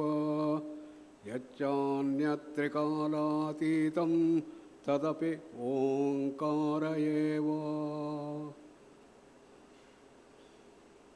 नमस्कार. My dear brothers and sisters, we had 3 wonderful presentations by our Dr. Vadiraja, who talked about the role of Sanskrit in the study of the practice of yoga. It is very necessary that we must understand the depth which has been enshrined in the Sanskrit text of yoga. Therefore, he brought out the whole essence so nicely. Then we had the grand presentation by our Professor Ganpati Bhajjai, who narrated the Sri Krishna Bhagavad Gita, how yoga leads us to the Advaita dimension. Advaita is the ultimate reality. And then previously we have Professor Mohan Raghavan, who brought out the explorations of the yogic text lexicon in the context of modern medicine and well-being, the three dimensions of mind. We know modern science over the 400 years has grown tremendously to great heights. What is the purpose of science? Search for reality. Satyanveshana. That is the goal of science. For 400 years, now we have come to a phase, we understand probably everything about the physical universe. What is every object made out of? Molecules. Molecules made out of atoms. Atoms made of protons, neutrons, electrons, fundamental particles. What are they made out of? Packets of energy called quarks, energy. So everything in the physical world is nothing but energy, energy, energy. You can calculate precisely how much of energy is in given matter, equals mc square. We also understood the laws that govern them. Newtonian laws of motion, which we all have studied in high school days. This is known as the classical mechanics. That's the deterministic approach. Accordingly, everything is determined. There is no ambiguity. If I leave an object, 1 second, it's 32 feet down. If I launch a rocket towards the moon, then you can trace the trajectory every millisecond, mathematically accurate. But when you go to extremely high speeds, like an electron filling the nucleus with velocities nearing the velocity of light, then the Newtonian mechanics will not hold. You have to go for the quantum mechanics, theory of relativity. What is the difference? If I leave an electron can come down, it can go up, it can go to the front, to the back, right or left. In fact, an electron develops like a globe. Therefore, you cannot say where will be the electron after 1 second. It may be here, it may be here, it may be far away, it may be there. You can only talk about the probability of finding the electron here, 1 second, 1%. Electron finding there, 0.1%. Probability function Schrodinger equation can give you this. Therefore, we understood everything about the physical world. Therefore, we had tremendous success in modern science and technology. When I put man on the moon, building skyscrapers, underwater tunnels, information technology, large number of pharmacological interventions, and surgeries after surgeries, 5,000 types of surgeries. We can replace every part of the body. And we are even racing to change our genes therapy, so that your interpersonality can be changed. All that we have done. But what is happening to science? Science is in a turning point, as Fritz Capra wrote. It is moving to understand things which are subtle and deeper than the physical world. Is there something like prana? What is it that we call as mind? What is the difference between mind, emotions, intellect, consciousness? Do gods and goddesses exist? What is it that called bhutas, pushachas? Into this region of subtlety and causality, the science has started moving. So in this search for science, we are in a very, very preliminary stage. Therefore, any challenge that is related to these subtle dimensions, we have no solution. Stress is one such. Modern anxieties belong to this category. Asthma, diabetes, hypertension, heart problem, epilepsy, migraine, irritable bowel syndrome, cancer, neuroticism, psychosis, everything belongs to this category because they are not merely physical. They are multidimensional. Mental restlessness, emotional upsurges, deep-rooted psychological conflicts, all are at the base of these challenges. There are multi-dimensional challenges that we are facing today in the world of Iran science and technology. But our science gives you only one-dimensional solution. Therefore, how can you solve a multi-dimensional challenge with one-dimensional solution? That's why science or medicine have been a failure in dealing with that. What is the way out? It's here that India comes into picture. Thousands and thousands of years back, our ancient masters developed the whole understanding of the whole creation and beyond. And all this knowledge is available to us in yoga, spirituality, in the texts of Vedas. In the Vedas, all of us know Rig Veda, Yajurveda, Samveda, Atharvaveda, one classification. Another classification is Uttarmimamsa and Puramimamsa. Uttarmimamsa I call the science of the Vedas. Puramimamsa is the technology of the Vedas. Science of Vedas contained in the Prasthanatraya, Upanishads. Then somebody asked me how many Upanishads are there. I said, I don't know, maybe 1,000. I have seen 800 Upanishads in print. And to put all these things in a very palatable, nice, edited, and a formal way is the Bhagavad Gita. The Shruti Prasthana, Smriti Prasthana. Smriti Prasthana is the editor told. We have the Agnasalka Smriti, Manu Smriti, and several Smritis. Bhagavad Gita is one of the best of the Smritis. Then all this has to be put into a beautiful mathematical framework. That is the Brahma Sutra, Nyaya Prasthana. So the Prasthanatraya is the greatest contribution of India to world thought and culture in the field of science. This is the Sanatana Dharma. And in this, we address this question of reality. So this is all contained in the Upanishads. So how did our ancient masters fathom this reality? So it's all in the form of, brought out in the form of teacher-student interaction. There was a student called Bhrigu. Bhrigu comes and asks his teacher, Varuna, sir, I want to know about reality. Please let me know how to do, how to get at that. So Varuna promptly says, Tapasa brahma vijignasasva tapo brahmeti. He said, go and do tapas. By that tapas you can do. Just like a professor today in science says, go and do experimentation in the lab, they will do. Then student don't know how to do. He looks at teacher, what is tapas, how to do, So he gives a hint. Yato va imani bhutani jayante yena jatani jivanti yat prayanti abhisam vishanti tad vijignasasva tad brahmeti. He said, see, something is there in you because of which you are born. It is the same thing that sustains you. And when you die, you go back to the same thing. Find out what it is. That is Brahman. That's ultimate reality, he said. So student went. Bhrigu started thinking, what is it, what is it, what is it? And he gets a big flash, maybe after a week, Eureka of Archimedes. And with all thrill, he jumps to the teacher. Sir, I have found it, found it. What did he found? Annam brahmeti vyajanat annadheva kalvimani bhutani jayante anandena jatani jivanti anandam prayanti abhisam vishanti tad vignaya punareva varunam pitaram upasasara adhihi bhagavo brahmeti. Please let me know whether it's right.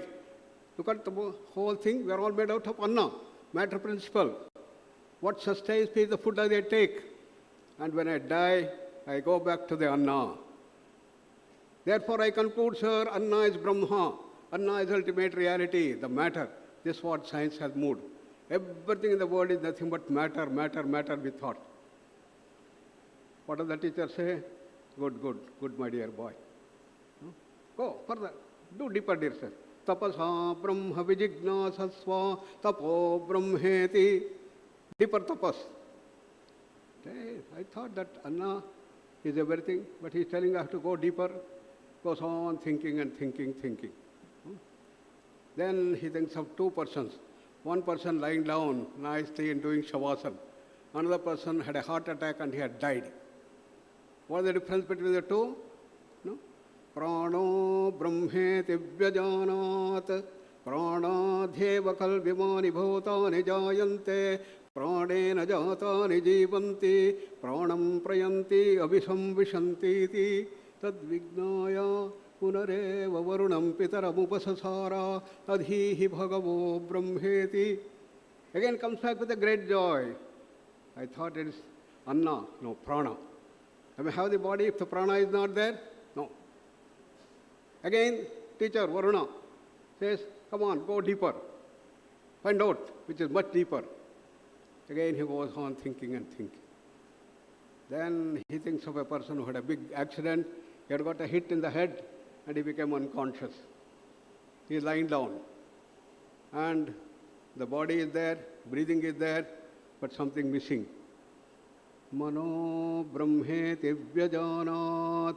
I may have the body, I may have prana, but if I don't have the mind, then, therefore, he comes with a new revelation that mind, manas, is Brahman. Mano brahmeti vyajanat. His teacher, incidentally, was his father, Varuna. Then he says, good, good, good. You are going in the right direction. Come on, go ahead, further. Tapasa brahma vijignasasva. No? Again he goes and he thinks of somebody in a mental hospital, maybe neurotic, maybe schizophrenic. But what has happened to him? He has got the mind. Kro ho gaya. Pagalpan. Become mad, hysterical, neurotic. So, control of the mind missing. That's what we call as Vijnana, intellect, proper intellect. Vijnanam brahmeti vyajanat. Then he was almost sure, yes, I have got the right answer. But teacher says, one more step. Go from where that control of the mind comes. From there your cognitive control comes up. From where this cognitive flexibility emerges. From where all that what he has told will come up in that thing. Then he goes and starts meditating. Dirgha dhyan kiya. He went on meditating. It took weeks, months, maybe years, who knows. Because he was unable to control the mind, unable to go to the source from where the thoughts are emerging. Chitta vritti nirodha was very easily said than done, but he was not able to do that. But he went on practicing with intensity, with this thing. I have to find out. And the day came where he had that big flash. Anando brahmeti vyajanat. Ananda. They were so full of ananda. He understood? Ananda dheva kalvimani bhutani jayante. Anandena jatani jivanti. Anandam prayanti abhisamvishanti tadvignaya. Having understood, having realized that Ananda is the ultimate reality, is the source from where all thoughts emerge. Chitta vritti nirodha, as Patanjali says, it's from where chitta vritti comes. And something different happened. What happened? Saparame vyoman pratisthita. He just stayed in that wonderful state of silence. All pervasive silence is stat. He was in the state of samadhi. He did not come back to the teacher. What happened to the father, teacher? Hey, what happened to my son? It's a long time, maybe years. Probably he went in search of the student. There he is sitting in the deep silence. And he understood that yes, he has reached.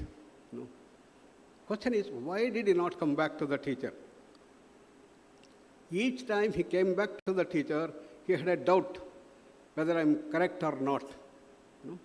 As long as the intellect is operation, you can get the questions. But if you transcend the intellect, can you have questions? You go to deep sleep, not dream state. Even in dream you can have questions. But in the deep sleep, sushupti, vidyate hrudaya grantihi, chidyante sarva samchayaha, kshiyante chasya karmani, tasmin drushte paravare. This is what the Upanishad says. In that state, all your questions vanish. the questions dissolve, and you're in a state of absolute silence. So this is the wonderful exploration that our ancient masters did to understand the ultimate reality.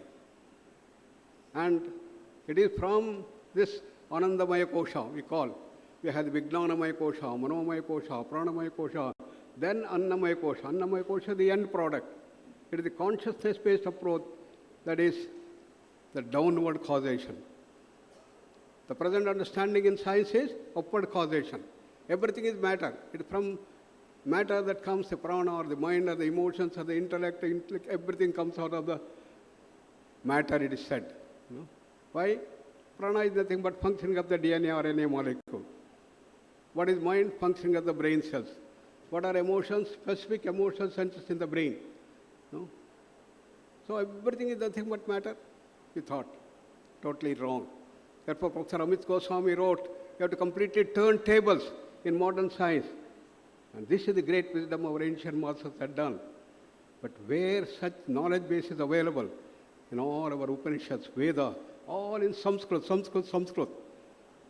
So, as he rightly said, unless we have the depth understanding of Sanskrit, we will not be able to get at the secrets that are revealed in that.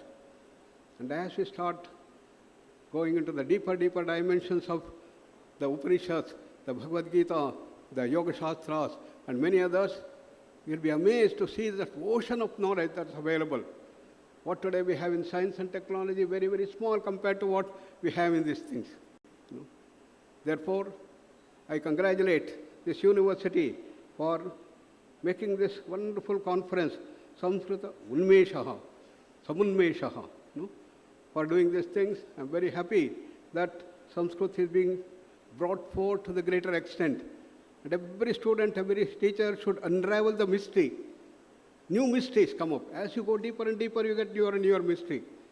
Our Professor Dr. Gangadhar knows in Ayurveda how much of knowledge base is available. The more you go deep, you unravel the mysteries that are available. It's an ocean of knowledge, all available in Sanskrit dimension.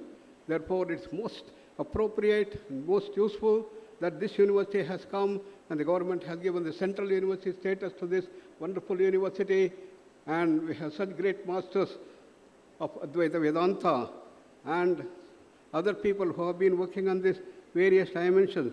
Our Dr. Ganapati Bhattaji and people who have the complete understanding, Shaddarsanas, Shiksha, Kalpa, Vyakarana, Nirukta, Chanda, Jyotisha, everything is being studied. And the Vedanta, how the whole system evolved continuously from the Charvaka philosophy, came into the Dvaita Siddhanta, then Vishtadvaita, then the Advaita dimensions, all these things have evolved. All this will be done and it has to be brought into practice. What is the ultimate reality? Our people said, there is an ultimate reality which is beyond space, time, causation. That's our original state. Call it as moksha, ultimate reality, perfection, Patanjali called as kaivalya. What is that state? Infinite bliss, infinite knowledge, infinite power, infinite freedom. It is from that the whole universe has come. In the creation, we have 5 layers. Anandamaya Kosha, Vijnanamaya Kosha, Manomaya Kosha, Pranamaya Kosha, and Annamaya Kosha. Annamaya Kosha is the physical body. Then we have the pranic body, the mind body, the intellectual body, and the bliss body. That is at the individual level, Vesti level. Samashti level, we have got the electromagnetic field. Then we have the bioplasmic field, much encompassing that. Then we have the astral or the mind field. And much pervasive is the intellectual or the information field. Then the biggest is the bliss field, Anandamaya Kosha. All these fields are in continual interaction. They are ever changing. That's why it's called Jagat. The word comes, Jagat comes from the word Jagatyan Jagat. That which goes on changing is called Jagat. For example, our body, every day 1 billion cells get created, 1 billion cells get destroyed. Since we came to this hall, all our bodies are totally changed. What to talk about the mind and the prana and the emotions, intellect, everything changing. Change is the feature of creation. There was a great Buddhistic philosopher. He said and developed a wonderful model for this change, Kshanikavada. So accurate, so logical, so informative, wonderful. And everybody marveled at these things to a great extent and was accepted for decades. Then came an intellectual student, a brilliant student. He said, "Sir, we marvel at your wonderful thesis that you have done. But I want to ask a question. If everything is changing, is there something does not change?" Is the question he asked. He had no answer. But later, Mahayana group who came, they said, yes, it is Shunya, it is zero. So we have the Kshanikavada and Shunyavada that came into picture. But later on, when Shankaracharya came, how is it possible? This fantastic world, can it come from a zero? Can it be Shunya? Na sate vidyato bhavo, na bhavo vidyate sataha. Beautiful shloka from Bhagavad Gita. Cannot happen. Therefore, this is Purna. That also should be Purna. Purnamadaha, Purnavidam. This is infinite. That also should be infinite. That cannot be a zero. Therefore, that is the state. What is the relation between the two? Purnat Purnam Budachyate.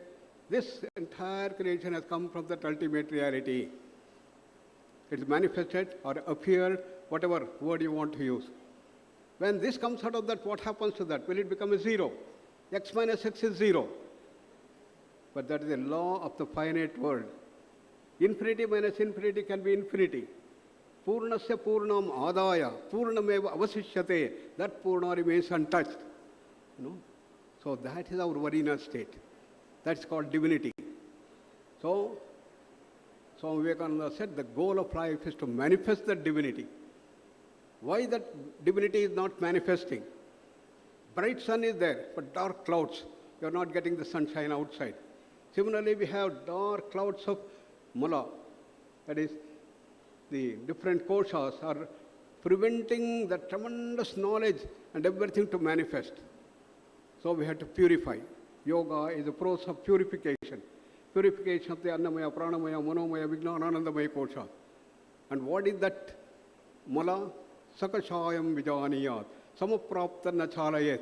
As Mandukya Karika says, it is full of imbalance. Imbalance at all the levels. At the body level, it is imbalance, autonomic imbalance, endocrine imbalance, imbalance in the left and the right brain, imbalance at every organ and system. Then in the Pranamaya kosha, we have got Prana, Apana, Samana, Udana, Vyana, everything is there imbalance. And imbalance of the chakras, everything. At the mind level, imbalance between silence and activity, both these things balance. So emotional imbalances, imbalance at the intellectual level, that's the Ajnana. Ajnana and Viparya has started coming up, causing the imbalances. Imbalance at all the levels. Therefore, yoga, the process of purification is to bring balance. Samatvam yoga uchyate, as he rightly pointed out so beautifully. Therefore, the whole process of yoga is to do that. You work at all the levels. Jnana yoga, Raj yoga, Bhakti yoga, Karma yoga are the four streams of yoga that Swami Vivekananda has given. Jnana yoga is the path of the intellect.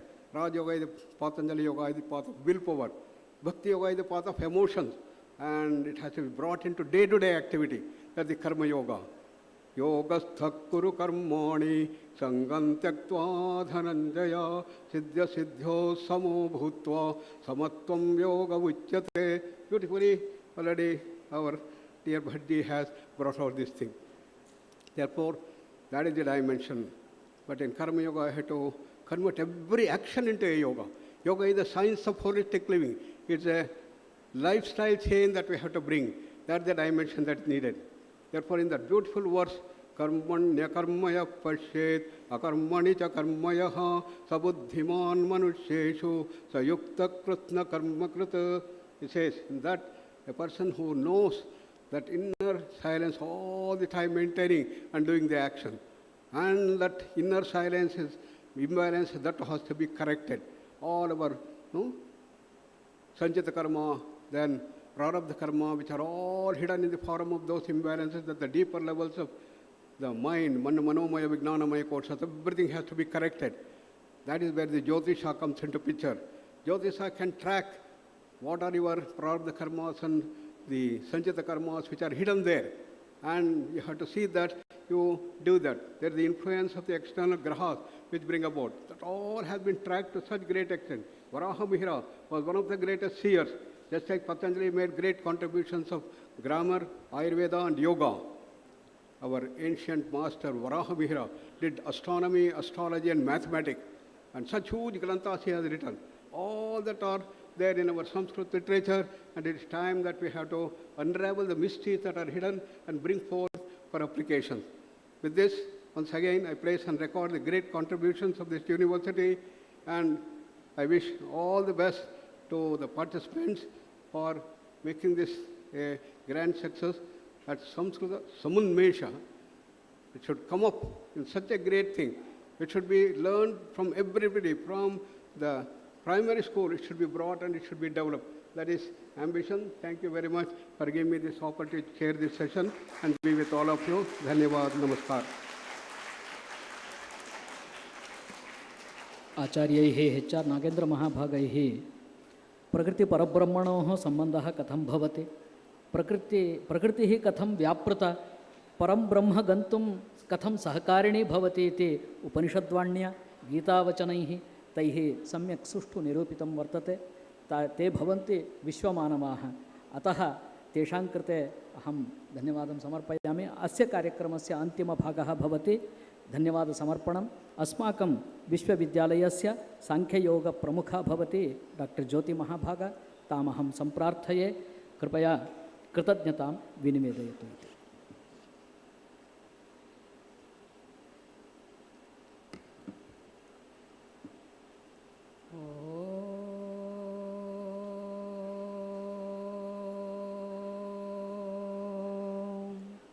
योगेन चित्तस्य पदेन वाचा मलं शरीरस्य च वैद्यकेन योपाकरोत्तं प्रवरं मुनीनां पतञ्जलिं प्राञ्जलिरानतोऽस्मि.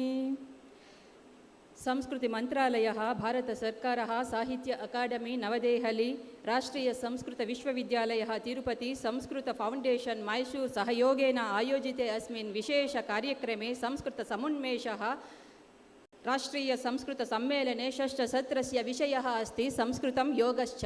विदित सत्यमेव योगेन योगो ज्ञातव्यः योगात् योगः प्रवर्तते यो प्रमत्तस्तु योगेन स रमते योगे चिरम् इत्युक्तदिशा योगस्य ज्ञानविज्ञानं योगनिपुणेभ्यः कुशलेभ्यः एव ज्ञातव्यम्. सत्रेऽस्मिन् राराजन्ते साक्षात् सनातनयोगाचार्याणां प्रतिनिधयः आधुनिकयोगमार्गदर्शकाः. तेषु प्रमुखाः सन्ति पूज्याः नागेन्द्रमहाभागाः. जानन्त्येव खलु अध्यक्षाः योगशास्त्रविशिष्टविद्वान् विश्वप्रसिद्धाः. श्वासस्य व्यासस्य श्वासः व्यासविश्वविद्यालयस्य श्वासः सन्ति. अनन्तरं सार्थकनामधेयाः. वयं जानीमः पतञ्जलयः साक्षात् आदिशेष अवतारः. एते नाम्ना अपि सार्थकता अस्ति नागेन्द्राः इति. अद्य स्वाध्यक्षवचोभिः अस्मान् सर्वान् उद्बोधितवन्तः. कार्यक्रमपक्षतः नः तेषां कृते पतञ्जलयः आत्माञ्जलयः सहस्राधिकधन्यवादाश्च.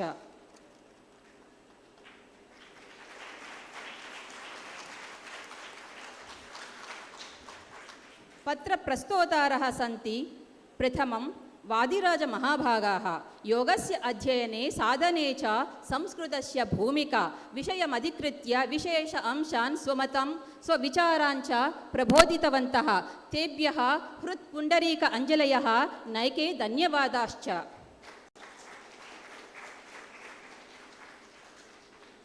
आचार्याः गणपतिभट् महाभागाः. योगः यथा श्रीकृष्णेन भगवद्गीतायां कथितः विषयमधिकृत्य स्वविचारान् प्रचोदितवन्तः साक्षात् शङ्कराचार्यप्रतिनिधयः अद्भुत अद्वैतवादिनः गणपतिमठ महाभागाः. तेभ्यः सहस्राराञ्जलयः कोटिशः धन्यवादाश्च. मोहन राघवन महाभागाः. सुस्थितेः आधुनिकचिकित्सायाः च सन्दर्भे योगसंस्कृतकोशस्य अन्वेषणं विषयमधिकृत्य योगस्य आवश्यकताम् उद्घोषितवन्तः. तेषां ज्ञानाञ्जलयः नैके धन्यवादाश्च. वयं जानीमः यानमस्ति चालकः नास्ति चेत् का गतिः अस्माकं. सत्रस्य अस्य स्तब्धता भविष्यत्येव तदर्थं सञ्चालकाः कुशलाः गुरवः पूज्याः पूजानारायणमहाभागाः तेषां सञ्चालकेभ्यः अस्मत्पक्षतः हार्दिकाः धन्याः। उपमञ्चं विराजमानाः देवाः अतिथिदेवाः वन्दनीयाः अध्यापकाः अध्यापकेतराः प्रियछात्राः छात्राश्च आभासप्रचारकाः प्रत्यक्षपरोक्षरूपेण सहकारं कृतवद्भ्यः अवकाशं दत्तवद्भ्यः प्रदत्तवद्भ्यः कार्यक्रमस्य मूलहेतवः समेषामपि सर्वेषामपि मत्पक्षतः धन्यवादाः। अन्ते अहं वक्तुमिच्छामि तपस्विभ्यो अधिको योगी ज्ञानिभ्योऽपि मतोऽधिकः कर्मिश्च अधिको योगी तस्माद् योगी भवार्जुन।